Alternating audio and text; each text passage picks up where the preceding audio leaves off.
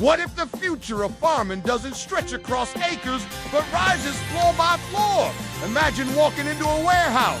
There are no tractors, no soil, no sunburned horizon. Just towers of green glowing softly under a gentle violet light. Welcome to the world of urban vertical farming. In cities all around the globe, companies are stacking crops upward instead of outward. Lettuce, basil, strawberries, arugula, they're layered upon layer, shelf upon shelf, like libraries filled with edible books. This isn't science fiction. It's happening right now. One of the pioneers in this space is there. Inside their facilities, greens grow in tall vertical racks, their roots cradled in a fine mist of nutrients instead of soil. Then there's Plenty, another major player. They design farms that look more like the inside of a spacecraft than a traditional greenhouse. Everything is clean, bright, and precise, controlled down to the very last degree. This is agriculture completely rewritten as a form of engineering. Instead of rain, there are calibrated irrigation systems. Instead of seasons, there are programmable light cycles. And instead of soil, there is data. Lots and lots of data. Think about it. Traditional farming depends on unpredictable weather patterns, the health of the soil, and a specific geographic location. Vertical farming, on the other hand, depends on algorithms, sensors, and meticulously controlled climate systems. And here is where it becomes truly extraordinary.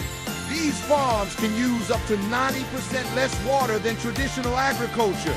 Let that sink in. 90% water is recaptured, recycled, and reused. And because there's no soil, there are no soil-borne diseases. This means there's no need for crop rotation to fight hidden pathogens underground and no long recovery periods for tired fields. The roots simply never touch dirt. They grow suspended in that nutrient-rich mist I mentioned, which is called aeroponics, or in flowing water systems known as hydroponics. It's precision feeding at its finest. Since everything happens indoors, crops can grow year-round. There's no frost, no drought, no surprise hailstorm in the middle of spring that can wipe out a harvest. In a traditional farm, one bad storm can destroy months of hard work. In a vertical farm, the climate is just a dial on a wall. You can turn the humidity up, lower the temperature, or extend daylight hours with LED panels. It's farming as a carefully planned choreography. But perhaps the most powerful idea behind all of this is location. Urban vertical farms operate inside cities, growing food right where people live. Instead of a head of lettuce traveling 2,000 miles in a refrigerated truck, it might travel just 2 miles, from a warehouse to your local grocery store. From harvest to shelf within hours, not days. This means fresher food, a longer shelf life, and significantly less spoilage. It also means fewer emissions from all that cross-country transportation. Just consider the traditional supply chain for a moment. Seeds are planted in California, they're harvested, washed, and packed.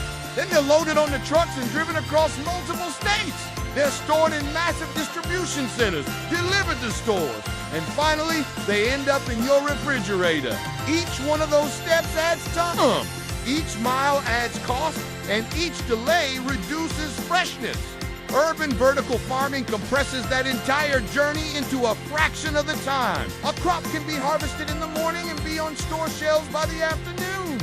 So, how does it all actually work? Let's step inside one of these futuristic farms. You'll see rows of plants sitting in stacked trays that reach upward toward the ceiling. Specialized LED lights glow in shades of red and blue. These colors aren't for show. They're tuned specifically to the wavelengths that plants use most efficiently for photosynthesis. All around, sensors are tracking temperature, humidity, carbon dioxide levels, and the nutrient concentration in the water, all in real time. This data feeds into a software system that constantly adjusts the conditions. The plants receive exactly what they need to thrive, nothing less. It's not guesswork, it's pure measurement. In outdoor farming, sunlight varies every single day. Cloud cover changes its intensity. Rain can dilute soil nutrients. Intense heat can stress the leaves.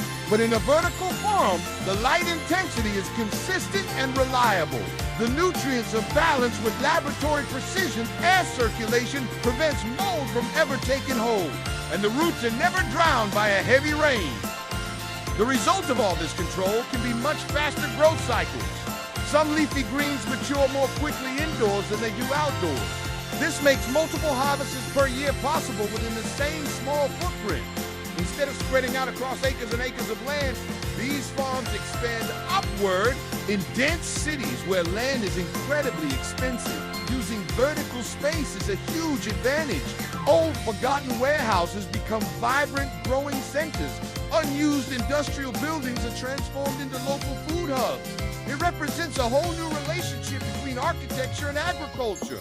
The same steel beams that hold up ceilings can now also support harvests. Of course, it's not without its challenges.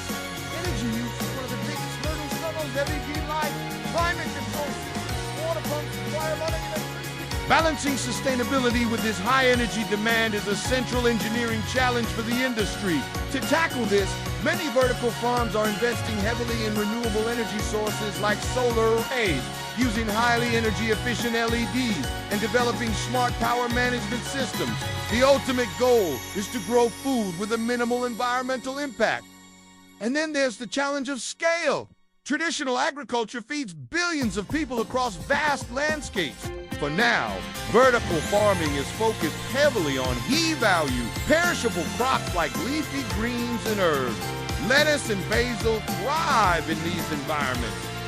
Strawberries are also becoming increasingly common, but staple crops like wheat and corn are not yet practical to grow at a large scale indoors. So, it's important to understand that vertical farming isn't here to replace traditional agriculture, it's here to complement it. It can handle the high-value perishable crops right near urban centers, while outdoor farms continue growing the grains and large-scale staples we all rely on. Together, they can form a more resilient, hybrid food system. Now, let's imagine the social impact. Cities that rely heavily on imported produce can build their own local resilience. Supply chain disruptions, like the ones we've seen in recent years, become far less devastating. Food deserts could finally gain access to fresh, healthy greens grown right within their city limits. Schools could take students on tours of local vertical farms, letting children see lettuce growing not in distant fields, but inside buildings right near their own neighborhoods. Farming becomes visible and tangible again in our urban lives. There's something almost poetic about it. For centuries, cities rose up while farms remained outside their borders. Now, the farms are rising to green towers emerging in concrete landscapes. Imagine a future skyline where food production is woven directly into the fabric of the city itself. Office buildings with entire floors dedicated to growing food. Apartment complexes with shared hydroponic systems for residents. Neighborhood markets harvesting their produce from the floor right above them. It might sound futuristic, but elements of this future already exist. AeroFarms has proven that controlled indoor environments can produce consistent, high-quality yields with dramatically reduced water usage. Plenty has built large-scale indoor farms specifically designed to operate close to major population centers. These are not just experimental backyard projects. They are commercial operations supplying real grocery stores today. And the technology continues to evolve at a rapid pace. We're seeing better LEDs, more efficient nutrient delivery systems, and improved automation. Robotics are even beginning to assist with harvesting. Data has become the new fertilizer. Every single growth cycle produces valuable information, and every harvest helps to refine the next one.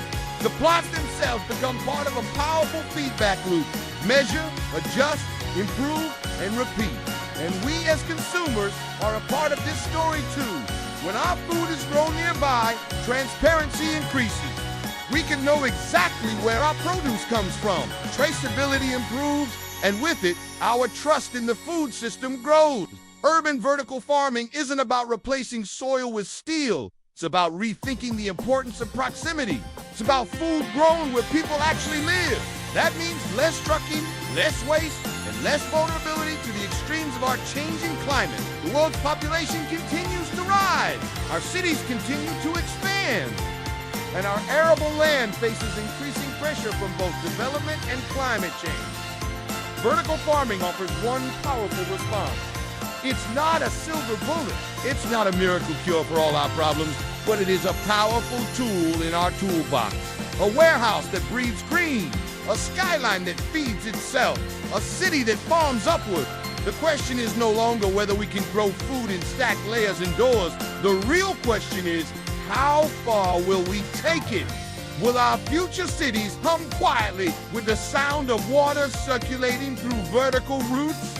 Will strawberries ripen under constellations of LEDs high above busy city streets? Will farming become as fundamental a part of our urban infrastructure as roads and power lines?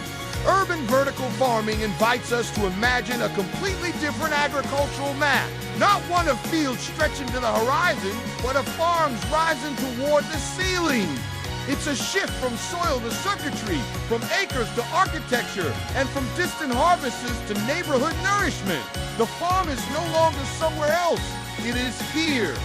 Thanks for watching. And if you found this look into the future of food interesting, don't forget to like, subscribe, and follow for more.